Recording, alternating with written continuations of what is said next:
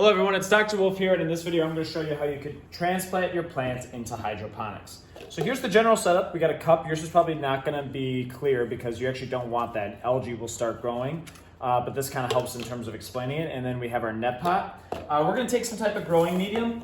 I don't have Rockwool with me right now, but it's kind of like, almost looks like kind of like a spongy insulation. It's yellow, so you might be using that. But we also have clay pebbles. All right. Now, if you were to use the Rockwool, all right, now one thing you might do is the Rockwool kind of, it fits in here, but there's a little bit of space. You might take pebbles and you might kind of fill in those gaps with those pebbles. You are welcome to do that if you do Rockwool.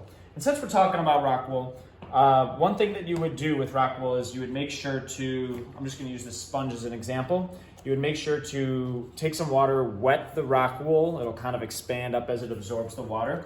And then you're actually going to kind of split it a little bit. It doesn't have to split it all the way in half, but you're going to kind of split it, right? And what you'll do then is you'll take your plant, and you're probably going to take 3 if you have 3 in your hydroponic setup, and you'll just kind of like layer it in there. Now, if you have a lot of roots in your plant, you might actually split it up all the way, and then you might kind of almost make like a sandwich where like the stem is, so the roots kind of hang out.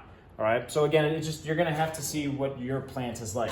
Now let's say though that I'm transplanting into a net pot with clay pebbles, right? And hopefully you have a little bit of larger clay pebbles too. So I don't wanna ruin too many plants, so this is the plant that we had before, but you're probably gonna be taking it from, you know, the pot that has all your different plants in it that you haven't transplanted yet, but I already made the video on transplanting into this one. So I'm gonna take it again. I don't wanna just pull it because I don't wanna snap the roots off. I'm gonna take it, now that it's kind of loose in the soil, I can take it by the base of the stem. Here are my roots, all right?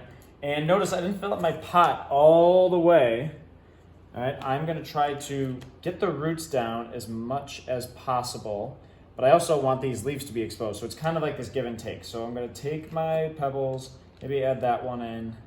There we go. I think that that's like a good amount of having my roots in, but then also having room for my leaves to branch out and get some sun too. So now I'll just take some pebbles, and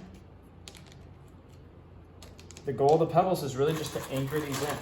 Fortunately, I have a couple small pebbles right here.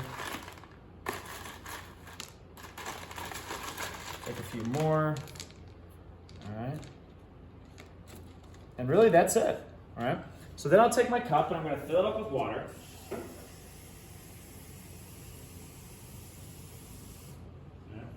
And there's a couple things you could do.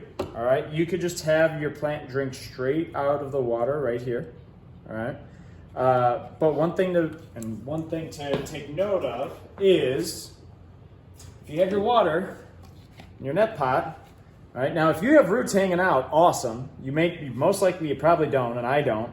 Right, so just because I have water in here, there's no contact with my pebbles, so I'm probably not going to get a whole lot of moisture right here. It looks like my plant roots were right around there, so I actually want to fill up my cup about that much and realize that by putting this in, it's going to raise the water level up a little bit. So it's just kind of like a trial and error. So let's see, put this pot in, the water level raises a little bit.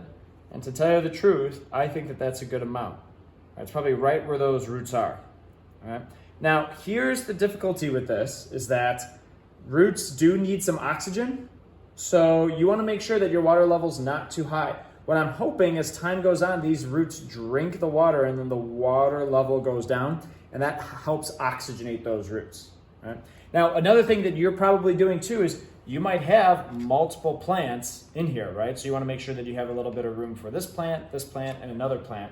Another thing that you might do in your experiment is you might decide to add nutrients, or you might decide not to, all right? But there'll be another video on how to add those. But if you were to add the nutrients, once you know your amount, all right, you would just add the nutrients right here, but you want to just add them. You would want to make sure that you have some exact amount of a nutrient solution that you're adding in, because we want to be exact with our experiment. One last thing I might do is take the spray bottle and just kind of wet the rocks just a little bit. Get those roots a little bit of water initially too. So there you go. Thanks for watching.